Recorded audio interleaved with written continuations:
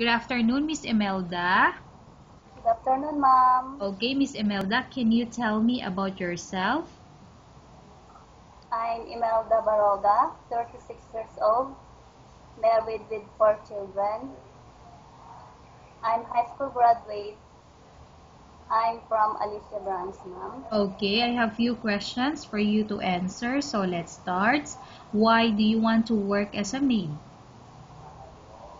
I want to help my family, ma'am. Okay, why you choose Malaysia when there is a lot of other country? I chose Malaysia, ma'am, because it is near from Philippines. How are you qualified for this job? I have experience as a domestic helper before, ma'am. Okay. May I know what is your education level is?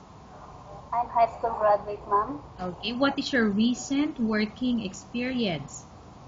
Housemaid, ma'am. Okay, have you worked abroad before? Yes, ma'am. Okay, can you please tell the country how many years and months you work for? I worked in Hong Kong before, ma'am. Year 2000, year, month, the month is March 2010. I'm sorry, May 2010 from May 2012. Okay, so you mean you worked there for 2 years, right? Yes, ma'am. Do you have experience of taking care of baby? Yes, ma'am. I have experience to my own child, ma'am. Okay, how about elder or older people? Do you have the experience that you take care before? Yes, ma'am. I have experience to my employer before. I Mm-hmm. took care the mother of my employer. Mm-hmm. So how She old is is six, mother? she is 65 years old, ma'am. Okay, do you have any other special skills? Yes, ma'am. Okay, may I know what are your special skills? Cleaning, cooking, laundry, marketing, Okay, and massage, massage, car washing, madam. car washing. Okay, do you have, are you willing to learn new skills? Yes, ma'am. Are you willing to work with a family where the mother-in-law or any relatives stay together? Yes, ma'am. Currently, are you still working now? No, ma'am. Do you know how to cook? Yes, ma'am. What sort of food can you cook?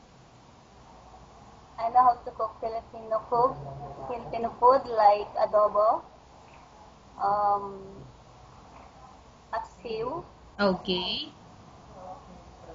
and spaghetti like that. Uh, Okay. Fili- So aside from Filipino food, since you worked before in Hong Kong, China, can you also cook in Chinese?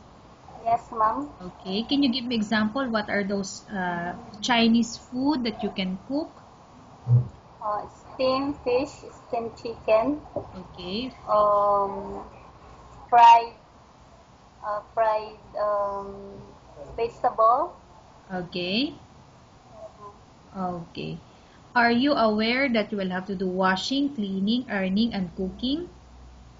Yes, ma'am. From all the house chores like cooking, cleaning, ironing, and washing, which do you like most? The most I like, ma'am, is cleaning. If ever you were selected to work in Malaysia, who will take care of your kids? My mother and my husband, ma'am. You are not allowed to use handphone or cell phone during working hours. Yes, ma'am. You are only allowed to use handphone or cell phone after you finish all the works and when going to bed. Yes, ma'am. You are strictly needed to surrender the handphone to your employer in the morning, and your employer will return back to you once you're going to bed. Yes, ma'am. If ever your employer finds out that you're abusing your handphone and it's affected your work performance, your employer will confiscate your handphone and you're not allowed to hold it anymore. Instead, your employer will allow you to call to your family 3 times in a month. You're only allowed to bring normal phone and you're not allowed to bring smartphone. Are you agreed for the terms and condition? Yes, ma'am. Are you agreed to the rules and regulation for the handphone? Yes, ma'am.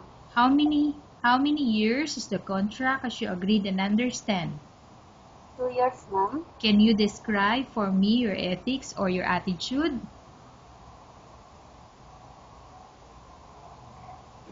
Miss Imelda, can you describe for me your attitude or your ethics?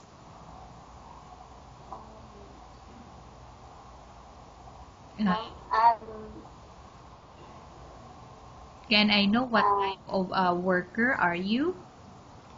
I'm hard work, ma'am. Okay. How can you assure to us that you will work hard in Malaysia? What will you do in Malaysia? I will work hard, ma'am, because I don't want to disappoint my employer, ma'am. Okay. Can you promise not to use the telephone without the permission of your employer? Yes, ma'am. Can you promise not to put on makeup but to dress properly while work? Yes, ma'am. Can you promise not to invite friends and relatives without the consent of your employer? Yes, ma'am. Can you promise not to ask for advance salary from your employer under any circumstances? Yes, ma'am. Do you really understand of the rules and regulation of the agency? Yes, ma'am. Do you pay any placement fee for you to come to Malaysia to work as a maid? No, ma'am. Do you have any history of sickness, example breast cancer or any other illness? No, ma'am. Do you suffer from any skin diseases, allergy or physical defect? No, ma'am. Have you suffered from any serious illness? No, ma'am. Do you smoke? No, ma'am. Do you have any tattoo in the body? No, ma'am. Do you take any prohibited drugs before? No, ma'am. Have you undergone any operation or surgery? No, ma'am. Are you medically fit? Are you fit to work? Yes, ma'am. Are you in any medication? No, ma'am. Are you allergic with any food? No, ma'am. Are you prepared to work for the employer of any race? Yes, ma'am. Are you prepared to eat the type of food taken or given by your employer? Yes, ma'am. Are you afraid of being left alone in the house? No, ma'am. Are you afraid of dogs or other pets? No, ma'am. Can you promise to work according to instruction from your employer? Yes, ma'am. Do you have any immediate family working in Malaysia? No, ma'am. Okay, Miss Imelda, we have finished our question section. Let's go to case study. I have a case study for you and I want you to answer me truthfully. Upon arrival in Malaysia within 6 months, if ever any of your family members pass away, what will you do? Will you continue to work till finish your contract or you will go back?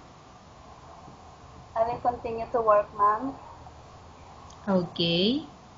Tell us about yourself and why do you want to work in Malaysia as domestic helper? I'm Imelda Baroga. I'm 36 years old. I'm married with 4 children. I'm high school graduate. I'm hardworking, kind and polite. Okay, Miss Imelda, what do you want to tell to your employer who's watching your video? Ma'am, if you choose me, I will work hard. I will follow the rules and regulations that you will ask me to follow. Thank you, ma'am. Okay, thank you very much, Miss Imelda. We will update your agency if there's any selection made by the employer. Thank you, ma'am.